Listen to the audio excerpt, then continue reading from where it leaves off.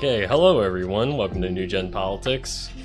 Today I want to talk about what's happening on college campuses all over the country, which is this massive collection of protests, pro-Palestinian protests, and why this is kind of happening and what's going on with it and how they're going to be resolved. So currently there's numerous of these protests, the most notable being from Columbia. I believe that was the first one, the most notable one. And then also there's NYU, Yale, a bunch of other colleges with smaller protests. But so far this has been going on a couple days.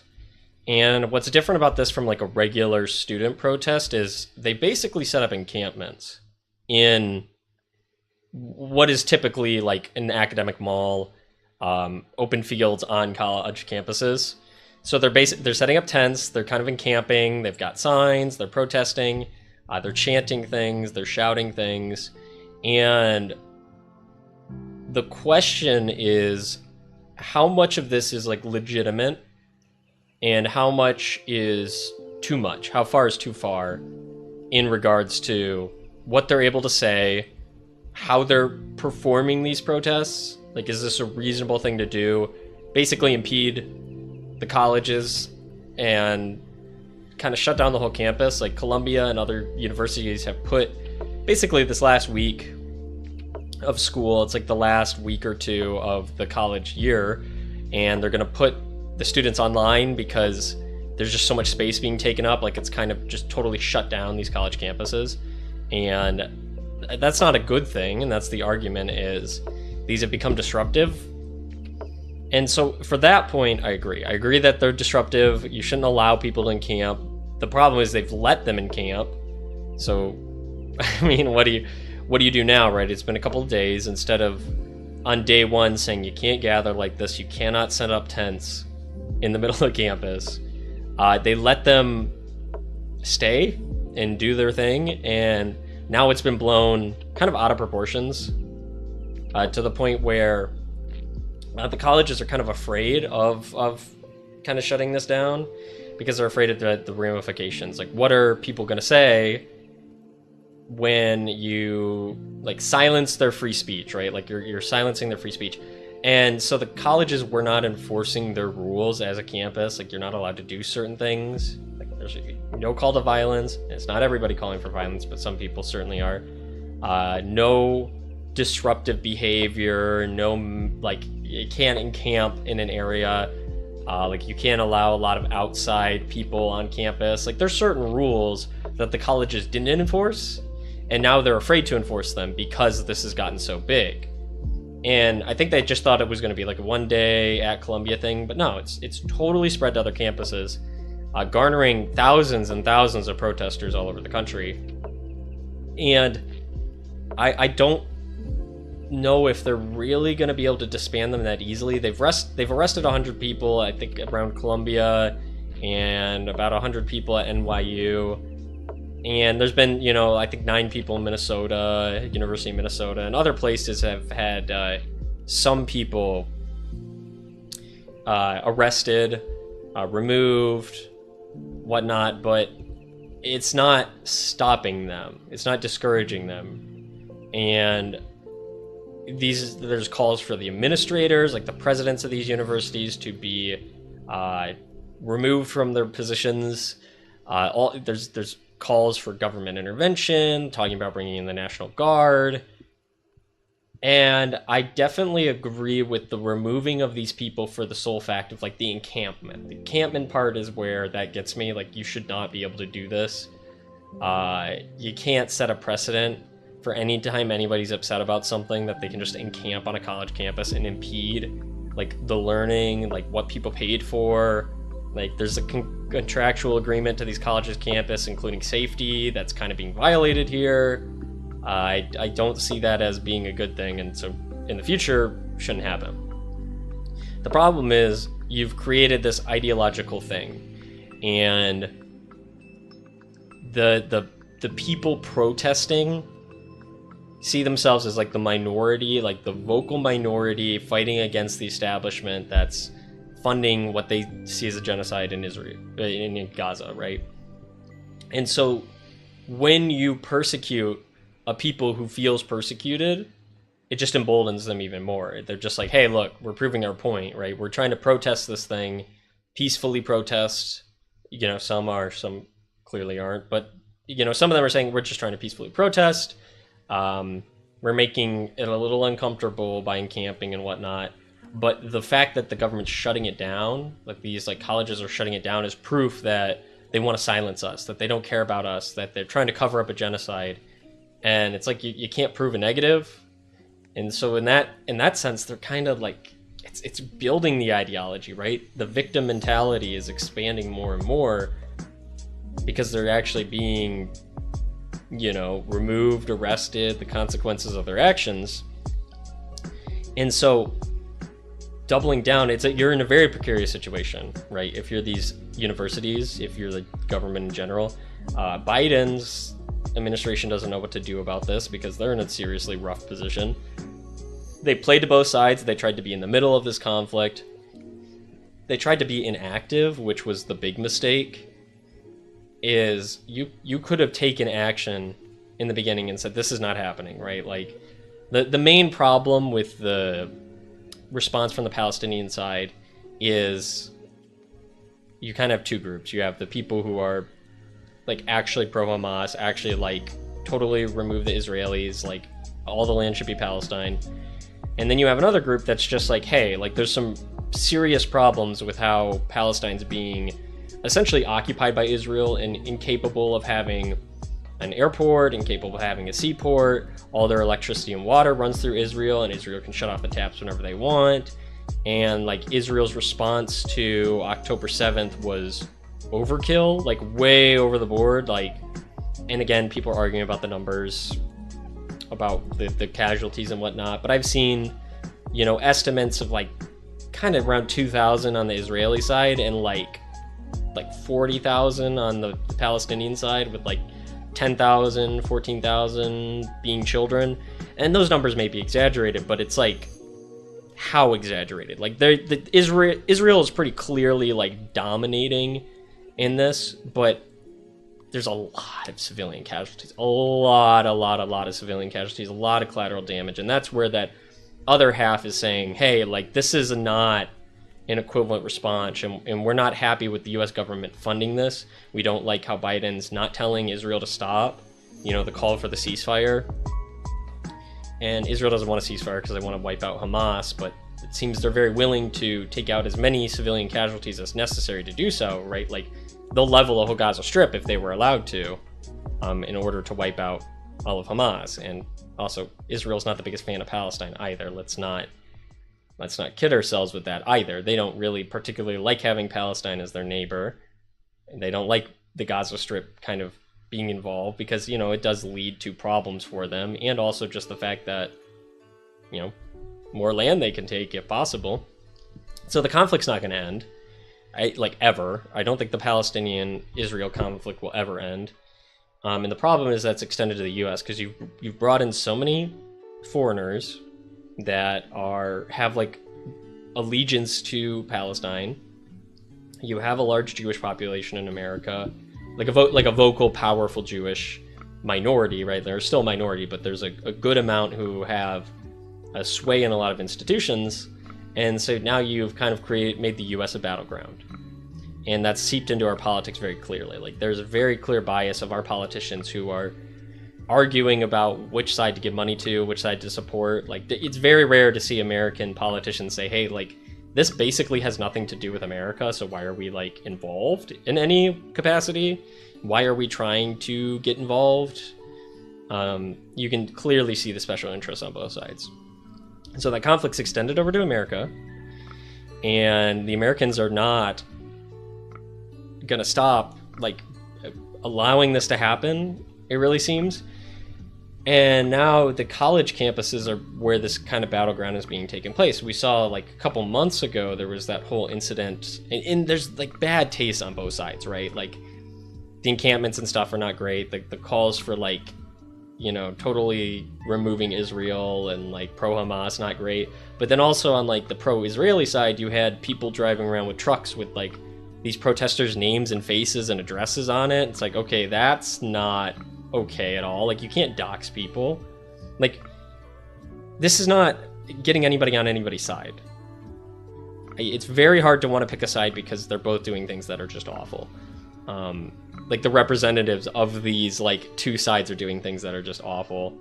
And again, not in America's interest whatsoever. But anyways, they're here. They're here. The conflict's going on. These students, probably half of the people involved are, like, have a clear, like, allegiance, like, demographic allegiance to Palestine. And another half is just, like, the college students. And this issue is interesting because you have, like, a majority of these people you would say is probably, like, the far left, but it's not all far left. There's far right people too, because the far right is very isolationist. And the thing is, they want, like, myself is just like, hey, this is not really America's problem. And usually we're making things worse. Like, Biden has kind of fumbled this whole situation by at, like, the wrong times wanting to intervene at the wrong time and wanting to step back at the wrong time. And basically has fumbled this whole situation and blown it out of proportions. And his inaction, his, like, typical inaction has caused, like, these violent reactions. And so the far right as well is saying, like, hey, why are we letting this happen? Like, why is this our problem? Like, why are we involved? Like, why are we sending money to Israel anyways? Like, you're making all these pro-Palestinian people upset because you're sending money to Israel. It's like, okay, but, like, yeah, why are we sending money to Israel? What's the point? How is this helping us? How is this in any way, shape, or form actually our problem? And why are we letting, like, their fight that's happening on the other side of the world that shouldn't be our problem happen at our universities here? Like, what's going on there? And so it's more of an age thing, right? Like, you've seen, I think it's about 56% of people support Palestine in Gen Z, which is down from, is like 98% of people support Israel in the baby boomers generation, which is just, like, an insane drop. And so the drop in Israeli support is massive. And I hear people on the right saying, like, oh, this is, like, oh, these just crazy far leftists, they don't know what they're talking about, they support Hamas. It's like, yeah, I'm sure some support Hamas, but it's really, like, I don't like seeing children being bombed. I don't like how Israel justifies the murder of innocent civilians by saying, oh, Hamas uses them as human shields. It's like, okay, cool. Like, they use them as human shields. That means you should probably not blow up hospitals and, like, bomb them. Like, let's see if we can find another way. Like, that's scummy of them to use human shields. But it's not the human shields' fault that they're being used as human shields, but Israel's like, no, like, if they're going to be used as human shields, we're going to go right through the shield. It's like, that is disgusting and kind of terribly unpalatable behavior, and we're funding it all, right? Like, those missiles, the ones that are blowing up all those children, are from us. Like, we're doing that. And so that's kind of, like, leaving a bad taste in a lot of Gen Z's mouth, both sides, right? Like, one side, I don't want to get involved. The other side is seeing as like the oppressed versus oppressor, right? That's been the narrative that's been pushed for the last several decades, is like everyone's either oppressed or they're an oppressor. And right now, like, they see Israel as the oppressor and Palestine as the oppressed. And so that's where their allegiance is the oppressed, right? Like, we got to help those victimized oppressed. And I'm not saying we have to help those victimized oppressed, but we should at least not be like encouraging their oppression if it's real, like legitimate oppression, right? I don't know if it's legitimately oppressive of Israel, but they definitely do some things that prevent Palestine from becoming like a real legitimate state. You know, they say they're not a legitimate state. It's like, yeah, because Israel won't let them be. They won't give them the opportunity or give them what they need to be a legitimate state. And obviously that's in Israel's best interest, right? Every country seeks its own interests, and if they want to pay for the consequences of that, that's fine. But we shouldn't have to. Like, we shouldn't have to pay for the consequences of Israel's bad behavior. At the same time, we shouldn't step in and tell Israel what to do. If it's not our problem, like, it's not our problem. The problem for us is that we like want to tell everybody what to do, but then also don't want to take responsibility for it either. And that lack of wanting to take any responsibility is what's kind of driving this college campus protest. And I think, I mean, like I said, last week of school, eventually these are just going to die out anyways, because like there's only 1 week of school left. But I don't know, they gave them a deadline, like midnight last night, get out of here, we'll have to resort to other means. Haven't really done anything yet. The problem is you don't want to escalate these conflicts. Like, this is why you got to nip stuff in the bud, like, before it starts. Because now they've been there for days, and now they've, like, expanding to other campuses, and you shutting them down and arresting them just emboldens them, because it's an ideological thing. And so if you walk in there with the National Guard and arrest everybody, like, that might be okay. The problem is, what if they get violent? And that's what you don't want to do. Is like, how do you respond if they get violent? People are already trying to compare it to Kent State, saying there's going to be, you know, what happened at Kent State. I mean, who knows? But you don't want to get to that point. You want these people to disband before that happens, before there's like a need to violently arrest people, remove them, remove all the intent, like the encampment, all the tents and whatnot. But even if you do, even if you kick them all off campus and you totally get rid of them, it doesn't stop the ideology, right? It's still being spread. It's still like out there. And it doesn't solve the core problem. You're putting a Band-Aid on it.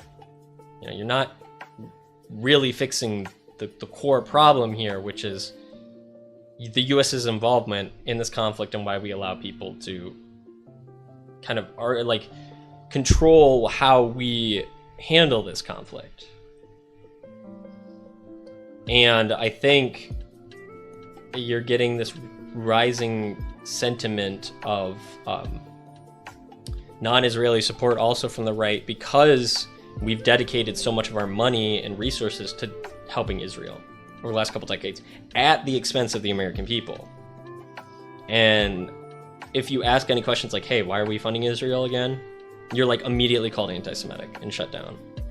And so not being able to ask legitimate questions, having to sacrifice for another country for some reason, and then on top of that, looking at the actions of the other country and saying, hey, maybe we can like question what they're doing, or at least like the way they're going about it. You know, you can still say, hey, I agree with Israel on like their ability to defend themselves, but like maybe indiscriminately bombing places is not the way to go about it. But you can't question that, right? Like immediately, like anti-Semitic, like, shut down, you know? And that's like created this backlash of like, if I'm going to be called anti-Semitic anyways, right? Like it's happened in the past. If I'm going to be called sexist anyways, if I'm going to be called racist anyways, you know, the cancel culture is dying because people have stopped caring. You know, they don't care that much about being called anti-Semitic anymore. And in fact, a lot of these people are like openly anti-Semitic who are at these protests. And I see that also happening on the right. They said like the far left is like the anti-Semitic ones, which is interesting because, you know, the majority of Jewish voters are Democrat. So, I mean, you guys voted to bring in mass immigration and these foreign policies and upheld Islam and all this stuff, and it's like, hey, you know, well, if it isn't the consequences of my own actions, and like, no, Jewish people do not deserve to be harassed and like threatened and whatnot, but it's like, hey, like, don't create an environment where that's even a possibility. Like, why are you bringing in people who actively hate you? Interesting, right? Like, why would you do that? And so on the right, though, they don't want to fund this anymore, and they don't see this as like beneficial. And then also because you have this growing nationalism, you have this growing identity of like, we're Americans, like we need to actually do what's best for us. Like, it is not our job to help the rest of the world. Like, America is not the world. Like, we are a country, and we should put our people first, which we have not done in a long time. And the fact that like people who are young are born into this world, and they say, hey, like, why are we not putting Americans first? Like, and not only why are we not putting Americans first, why have we always put Israel first? Like, why are our politicians Israel first? Israel, Ukraine, then in the United States? Why America third? Excuse me? And you can throw all the semantics you want at them, like, oh, because like this happened, you know, 50 years ago, and this happened 60 years ago. It's like, oh, cool, I was not alive. Like, why am I paying for the sins of my father? Why am I paying for the sins of my grandfather? Why am I beholden to deals made 100 years ago? Like, what is the point of any of this? Like, this does not affect me. You know, you're born into a world, and the young people have to be convinced to care about things that they were not around to experience. You have to be convinced, right? Like, I think that's something people forget, is like, young people aren't cold and heartless. They just need to be convinced of what's right and what's wrong. And they not convinced in a like, we're gonna threaten you way, right? We're gonna call you anti-Semitic and shut off your bank account kind of way. It's like, no, you gotta like justify your behavior and explain why you're doing something. And you can't just say, hey, shut up, like, don't ask questions. How dare you ask questions? If you ask questions, you'll get fired from the Daily Wire, right? Like, Candace Owens was asking questions. Hey, why are we like, maybe Israel's doing some questionable stuff here. Maybe we can at least talk about that, like have an open conversation. Like, maybe I'm wrong. Maybe you could tell me if I'm wrong, but you got to provide some evidence. And then like, oh, nope, fired. Like, how dare you question Israel in any capacity? And I think that's like, and on that's happened on the left too as well, with like the Islamophobia stuff, right? They're like, oh, you question anything, like, hey, maybe we shouldn't bring in a bunch of like foreigners and like mass immigration from countries who kind of actively hate us and ideologies that don't mesh well with like Western thought. It's like, oh no, you're just Islamophobic. It's like, okay, well, you brought them all in, and now they all have this ideology that maintained from, you know, their heritage and their homeland, which again, every people has the right to seek their own destiny. It's hard to judge them for wanting to do that wherever they are, because they have different, like, peoples are different. It's not soil, right? Like, it's beyond soil. Like, people have had generations of behaviors, cultures. People don't just abandon that when they move somewhere new. Like, that's not how that works. And so every group of people has the right to seek their own destiny, and that's why it's legitimate to ask, hey, do we want to bring in a bunch of people who clearly have different ideals than us? I don't think it's right to go over to their side of the world and tell them what to do, and, you know, bomb them if they don't want democracy, right? I'm not a fan of that. That's been the policy of the Republican Party for the last several decades, and it clearly didn't work. It just made people more resentful, obviously, naturally. I understand that. Don't force your culture onto other people who don't want it. Vice versa, don't bring in people who don't want to be part of your culture. Because then you end up with situations like this, where you have these, like, proxy wars of ideology happening, the representations of, like, cultural country conflict on the other side of the world happening on our university campuses where students are supposed to be learning. That's how you get situations like this that happen. And so it's hard to say, like, oh, who's right, who's wrong, who should America help? Because again, it's not our problem. Like, the best thing to say is like, hey, this is not our problem. We're not going to force either of you to do something you don't want to do. Like, resolve this. You know, we can mediate. Totally up for mediating. Totally up for giving like some amount of humanitarian aid. The humanitarian aid is not a bad thing. But let's try to resolve conflicts. Let's not start them. Let's not encourage one side or the other. Let's not send weapons to both sides and pay for that, like we've done historically. That's not a great idea. And America's attempt to enforce its imperial kind of ambitions all over the world has kind of backlashed recently, right? Like, we continue to fail ever since Vietnam and the Cold War. We've failed to maintain our ideology and our grip on the world. And in doubling down, we kind of like Chinese finger chapped ourselves, right? Like, the harder we pull, like, the more we get stuck, the worse it gets. We try to maintain our power, right? And it's like any TV show or movie you've ever seen where the horribly corrupt king, maintains this iron grip on his power, and it ends up becoming his downfall. It's like, that's what America is we're trying to influence everyone in the world all the time, using all our money and influence and threats of violence and economic threats. And it works for a period of time, and then it stops working because then everybody's like, we don't like this. We're not a fan of American intervention in every single aspect of our life, telling us how we have to be culturally, telling us how we have to be economically, telling us what political system we have to use, under threat of like nuclear weapons. Like, hey, we're gonna nuke you, destroy your economy, invade you, assassinate your leaders if you don't do what we say. And that's not working anymore, and people don't like it. And that's why I think it's in America's best interest to pull back a little bit, reconsolidate, make relationships based on the building of reputation, American benevolence. That's why people trusted the dollar, because they trusted in America's value to maintain it and maintain its benevolence. But that benevolence, that goodwill is drying up, right? You can only offend somebody so many times. You can only break somebody's trust or wound somebody's trust so many times before they really stop wanting to interact with you, because you're unpredictable. America is like the definition of unpredictable countries, right? Every 4 years we get in a new leader who wants to do the exact opposite of what the old leader did, like Biden, who's on day one repealed everything Trump did. Any deals we make 4 years later could be totally different. And the ideals were constantly changing. We seem to love having our culture be overthrown overnight, so that American benevolence, that trust and goodwill in America as like a solid force with a good reputation is drying up. The goodwill is drying up. And so people are concerned, like countries are concerned, like, should we really stick with the United States? Maybe we should stick with China. Like, China is at least like coherent.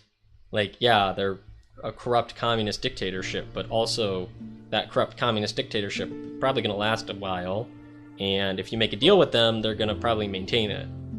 It's like, would you rather have somebody who speaks kind words and every other time betrays your trust, or somebody who is openly like, hey, I'm using you, but like, I'm going to be upfront about it. Like, this is our contractual agreement, and I'm getting more out of the contractual agreement than you are, but at least I'm being honest about it. And so that's the question. And because people hate unpredictability, right? Like, if you're in a room with a random animal and you don't know how it's going to behave, right? Like, you're very, very fearful. Like, unpredictability is not good. It's not good for stress. It's not good for the human condition. And so America's unpredictability is leading to problems all over the world. Lack of trust, lack of like, they actually think America's going to pull through. You see countries like Japan trying to increase their military because like, they're thinking, is America really going to help us? Like, are they really, really going to help us? And Henry Kissinger said that it may be dangerous to be America's enemy, but to be America's friend is fatal. Yeah, that's a good point. America's enemy, big problem, right? Strong economy, strong military, but to be a friend, right? Like, America seems to use their friends quite a bit, right? Like, Ukraine was our friend, and what we've done to Ukraine is just absolutely horrific. Like, we sent our friend to fight our battle for us, a proxy war, right? Hey, you should go kill every single one of your men under the age of 60 because it helps us defeat our enemy. Yeah, we'll send you some weapons, but like, we can't afford to lose any Americans. So how about you guys go waste all your human capital fighting a war for us, please, please. So being America's enemy is not, or being America's friend is not the best idea. Like, we're not very good friends we're good lord. Like, typically we take care of people who submit themselves to us, but America doesn't have a very many relationships that are mutual. Most people are like, you're subservient to the US, you get on board, we treat you better than any other world superpower would. That was our motto through the last like several decades, is we'll treat you better than the Soviet Union, we'll treat you better than communist China. But now it's like, will we really? I mean, we interfere in every aspect of your life. At least the Chinese say like, hey man, if you wanna have this cultural belief, like you wanna do whatever you want with your religion or your people, like by all means, but just be subservient to us and we'll let you have more freedom than the Americans will. Like, yeah, we'll control you economically and you'll have to pay your dues to us, but like your people get more cultural freedom. And so there's these deals happening all over the world where people are kind of like playing it out. Like, do I really want to stick with America? Because we're entering this multipolar world. If you're going to have Russia as a big sphere of influence in Eastern Europe, you're going to have China as a big sphere of influence in Asia, you're going to have America continue to be the dominant in the West, right? Like, even if we get kicked out of the Eastern Hemisphere, like, we're going to maintain our control over the Western Hemisphere. But we might just get kicked back to our continent and told to screw off. And that's not going to be good for America. And so when you, to go back to the original point of this conversation, when you're creating conflicts, when you become a battleground for conflicts, when you allow conflicts to take place that influence American politics, when we try to intervene in everything all over the world, it makes everyone else very uncomfortable because America's very unpredictable, right? Like, 1 second your friend can be getting beat up and you just turn your back and walk away, and the other second, somebody calls your friend a name and then you just throw a chair at them, right? Like, America is weird. It's really weird, the way we handle things. And these obligations we've had are kind of drying up because as these generations move up to heaven, like the boomers, like this obligation to Israel is kind of dying out, right? Like the evangelical dedication to Israel, like morally, that's drying up. The economic, or like the beneficial point of Israel, like, oh, Israel's the only democracy in the Middle East, really. Like, they're our most powerful ally. They help us have a foothold in the Middle East. Well, why do we need a foothold in the Middle East? The young people say. They say, oh, well, you know, because what happened, you know? We're just getting into heaven, chief. No, probably not. But yeah, they're like, why did this? We need a stronghold in the Middle East, and I say, hey, why? Like, why do we even need to be over in the Middle East? You know, we invaded every country over there, and that's why the boomers still have this like mindset that like, oh, we need to maintain order in the Middle East because they might like 9/11 us again. And it's like, okay, I don't see any indication of that. And also, why did they do that in the first place? Like, they don't like us. They don't like us enforcing democracy on us. They don't like us like forcing them what to do. Like, leave them alone. If they want to maintain their, you know, religious government, if they want to, you know, however they want to treat their women, however they want to treat people, however they want to, like, that's not our business. It really isn't. And like, how many Americans are we willing to sacrifice to force them to do something they don't want to do for a short period of time before we lose the ability to enforce that power and they immediately snap back to doing what they were doing for the last 1,000 years? What's the point? Like, what is the point of that? Like, why fight any conflict? You got to have a reason. You got to know the reason. If you don't know the reason, then like, why are you doing it? And so that's like, so this whole line, like, oh, we need to maintain the Middle East and we need Israel. It's like, okay, but everybody hates Israel. So like, why are we sticking with them? You know, can we question that Israel might have done some things to make their neighbors upset? No, you can't question that because that's anti-Semitic for some reason. You can't question a government's actions for some reason. But so, along the lines of things like Jordan Peterson has said, like when you talk about relationships, right? Like countries are entities in and of themselves. And we think of them as like a collection of groups, which is true, but like as you get into like levels of scale, the entities at each scale interact with each other almost as they're individuals. So that's what's interesting. So like when you and another person have a one-on-one conversation, right? Like you have one brain, you're interacting with each other, you're on the same level. You have to collaborate, you have to appease, you have to make deals, you have to be respectable, right? Like you can't be unpredictable, because people don't like unpredictable. They won't be friends with unpredictable. You have to sacrifice, you have to make agreements. If it's a person in a group, it's very different, right? Like the group has more power. They don't have to treat you the same way. But if it's two groups, you know, you go up, like individual, group, you know, two groups, they have to interact with the same way as an individual, right? There's a collective ideology, thought process. The groups collectively have to make agreements. And that's the same thing when you get up to countries. Like countries in and of themselves are entities with thoughts and beliefs and histories the same way a person does. They have been molded by their history. They have fears and doubts and thought processes. Like the way Russia thinks is very different from the way the United States think, and they'll never be the same. They're very culturally different, and that's shaped by their histories. Because you're having this collective experience of all these people grouped up together that's built a country. And it's a very interesting phenomenon, because you can't just like replace all the people and like have it be the United States. It's not. Like it is different. It's a different thing. Maybe you morph it a little bit, but it's a very different thing. It would still be Russia. And so when you're talking about countries and where we're at right now, like the United States has to have deals with other countries. And more importantly, like to this topic is Israel. You have to, like I mentioned, Jordan Peterson I heard this rant he went on once about how you have to have relationships.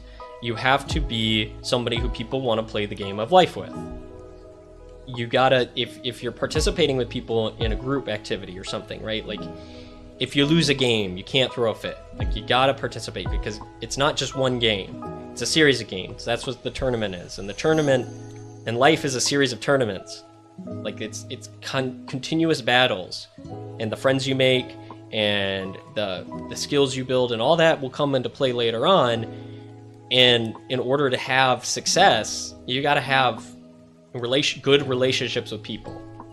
You know, it's the opposite of being a psychopath. Psychopathy is psychopaths want short-term gratification, and they do not care about the long-term consequences. Normal people should be aspiring for the long-term consequences and wondering, how does every individual action I make, how is that going to add up to my future? And so Israel, for the last several decades, has said, hey, I have the power. I have the backing of the most powerful empire ever and all of Western Europe. I can do basically whatever I want.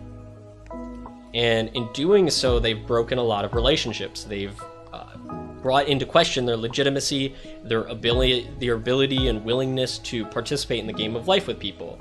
You know, on that country scale, like a country is an individual, and that individual has to have a good reputation. You have to not threaten people. You have to not take advantage of the weak, right? Because you can, and it works for short-term gratification, but in the long run, it's not good. And that's what Israel's seeing now, is this like amazingly rapid decline in their support, like cut in half over like 2 generations. And it's because they've done things they brought into question, and they continue to do things that have brought their reputation into question. And so countries like the United States is saying, hey, do we really want to fully support Israel? Do we really want to put them above the American people? And if that American support dries up, what happens to Israel, right? Because suddenly, like, Big Brother, who always protected you, moved away to college. You know, you moved out. Now no one's there to protect you. So now you got to fight your own battles. Are you capable of fighting your own battles? I don't know. Israel says they are. Maybe we should let them try. But that's the question, is like, Israel needs to start playing by the rules. We've treated them as very special. They're America's little special project. We have this undying allegiance to them, but that undying allegiance is drying up. And so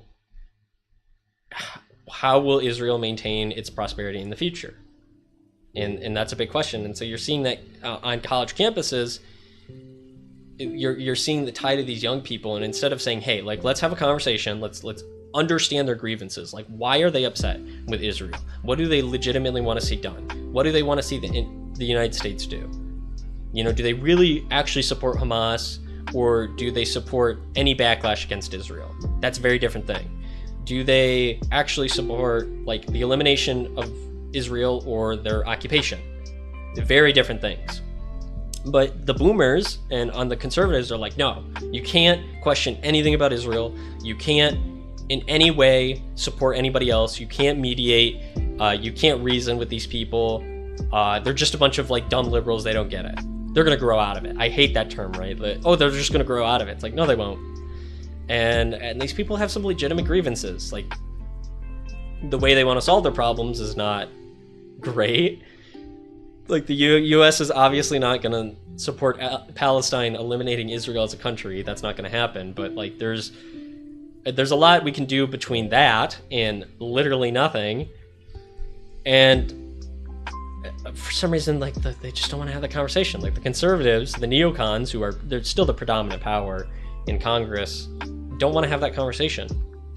And so they're just going to get eaten alive eventually. Their ideology is going to die. They're going to get pushed out. And instead of making a deal and like trying to maintain the sovereignty of both Israel and giving Palestine some sovereignty, we're going to totally lose power to stop them from doing whatever they want to do. We will totally lose our influence to affect a situation that may become more volatile in the future. And then there's nothing we can do to stop it at that point. And I don't see that as being a good thing. It's like why you have conversations before you resort to violence. That's the whole point of politics, is it prevents us from having to resort to violence, the ultimate form of winning any disagreement, right? Like, doesn't matter what you say. If my rock's bigger, I can hit you with a bigger rock, I win. We try to prevent that because mutually assured destruction is the thing, but if it doesn't impact us, why get involved? And if you're going to get involved at any stage, maybe the U.S. should get involved at the conversational stage before we get involved at the violent stage, or totally abandon these countries to their own whims. But I don't think we will. Because I think the boomers in power, who, despite being older than dirt, older than sliced bread, and older than time, have decided that they will maintain their power. They'll hold on to it. They'll die at their desks at the age of 80 or 90. And the younger generations who actually want to have these conversations, actually want to have discussions about our allegiances to other countries, how we perceive ourselves, what our ideology should be going forward. Like, should we put an end to the American imperialism? Should we shift it from physical aggression, like threat of violence economically and physically, to a more beneficial, like, hey, like, we just won't share our technology, we just won't, more of a relationship of we won't help you versus a relationship of we will destroy you. That's a conversation that should be had. Like, we should talk about that before it's too late, before we end up in situations where we're way past the talking phase. And we're getting to be in situations where we're close to way past the talking age in a lot of these things. So I don't know the what's going to happen with the situation. It's gotten more volatile. The timeline's shifted faster than I thought it would. And I don't think there's a good way to shut down these protests without creating some sort of violent backlash. And if you don't solve the problem, like, you solve the symptoms, you take you take some medicine and put a bandage on it, but you don't solve the underlying problem, which is everything I've talked about. You shut down the protest, which is a symptom. They'll be back in a couple months, but it'll be more aggressive, right? Like, it'll be the return of a more aggressive type of cancer if you don't deal with the underlying condition. It'll show up later when you're weaker, when you're older, when you have less ability to fight it off. It'll show back up again.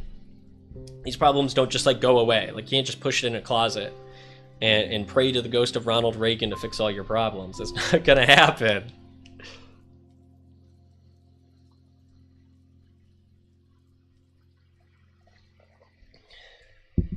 So where do we go from here? Who knows? It's hard to say, right? Like, hindsight 2020, you can't in the moment know the best thing to do, but our goal should be de-escalation versus like the cancellation of what these people are trying to say. And I don't think that's something that we're really considering. We're not considering that perspective in any meaningful way. And so I'm curious to see what happens over the next couple days with these protests, like if they bring in the National Guard, if they escalate. But I mean, they're getting out of hand, clearly. Like, again, I'm not a support of, like, you can see these giant tent cities that they're setting up. And like, maybe it's a problem that goes away with time, for the fact that, like, the college year is ending soon.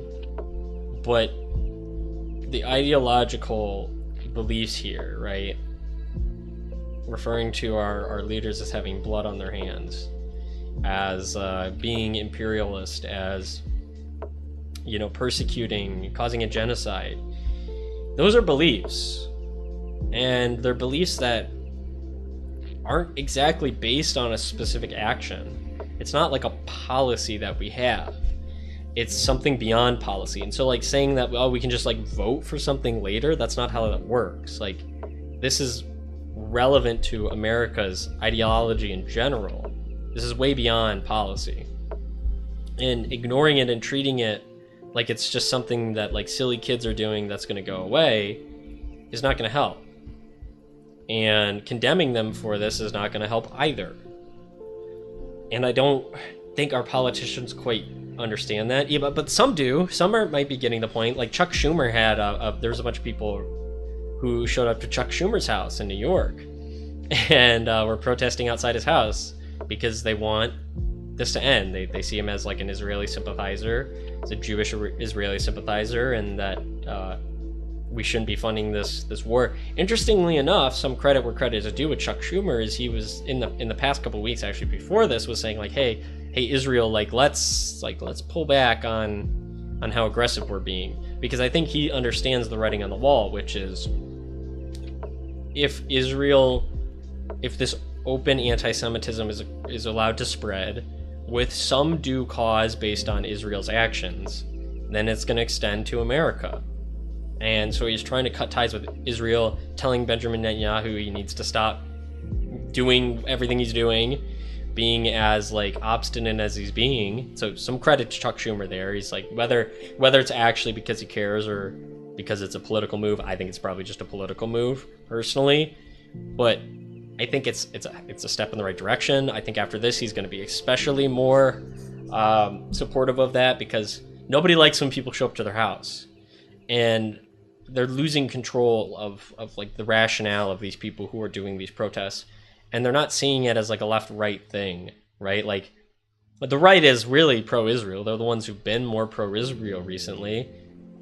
However, the Democrats are like, the liberals are still going after the Democrats and their leaders. And it's more of a generational thing than it is in political party ideology, like political party thing. So I don't know where that goes or how they want to agree with that, but passing this giant aid bill didn't really help anything either. And I don't see anytime soon of us trying to stop giving money to Israel. Maybe if we remove Mike Johnson, which they definitely want to do, the Republicans want to do, because he wants to put America third.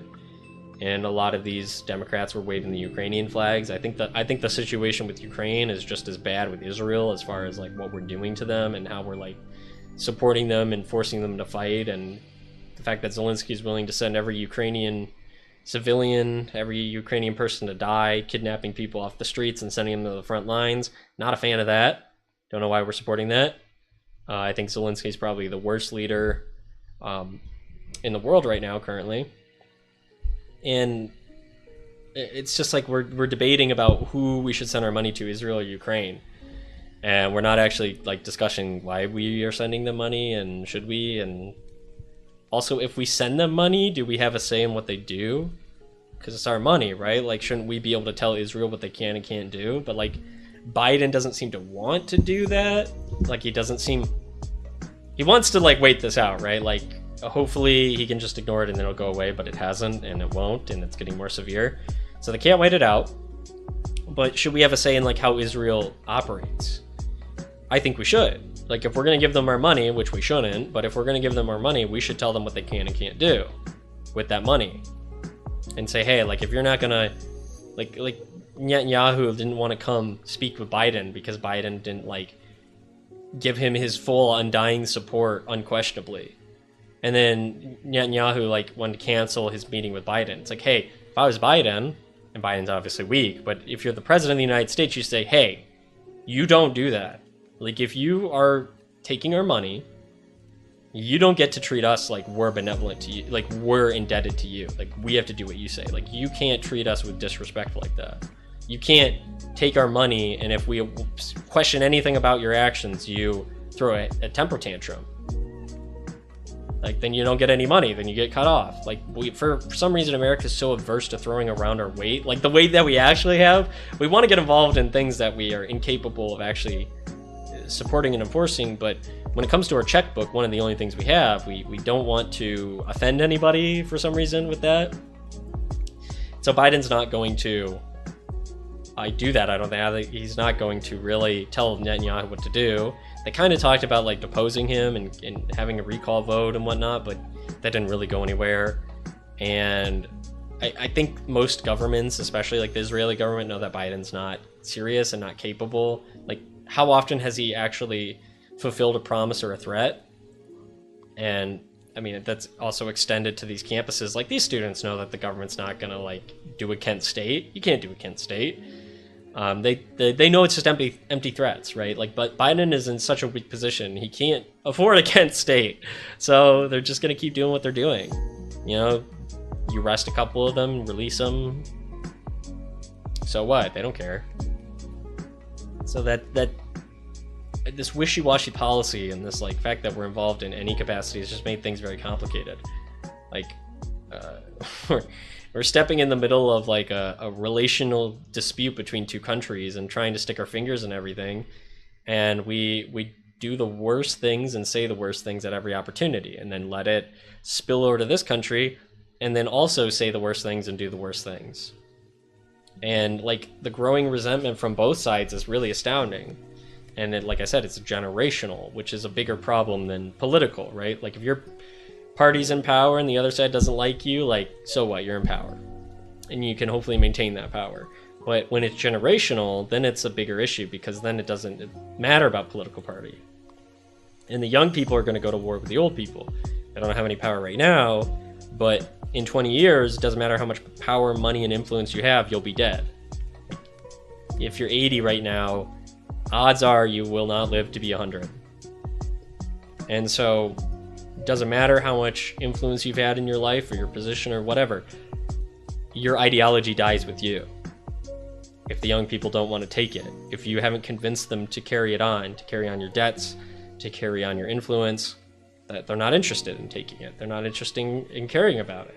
And they're not going to fulfill any obligations or promises you have. They're totally going to overhaul your ideology. And so I think the boomers are afraid that their day is coming.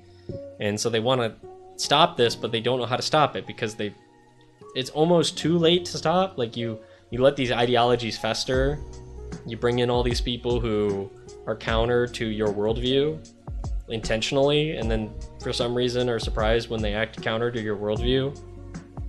So the boomers are just, for their sheer ignorance and greed and manipulation and all that, are purely going to get written out of the history books as being complete failures. Their ideology dies with them. That's kind of the hallmark of a terrible ideology, is you're unable to convince people that your worldview was the right one, and so nobody wants to accept it. And not only do they not want to accept it, you know, passively, they're actively saying, we want to do the complete opposite of everything that you've done. And so I don't know what to say, boomers. It's not every boomer, obviously, but certainly most of them.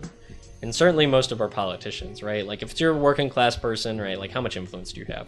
But I'm talking about like this ideology that the boomers have, that like they must maintain power. Anybody younger than them is dumb. They don't get it. They're lazy, whatever. And if they're fearful that their ideology won't be continued, and that's why they're clinging to power, there's probably a reason for that. Like, people act in a way for a reason. And so if they don't like your ideology, there might be a reason for that. Maybe you could be blinded by your own ego, but they'll never consider that. It's not in it's not in the cards, I don't think.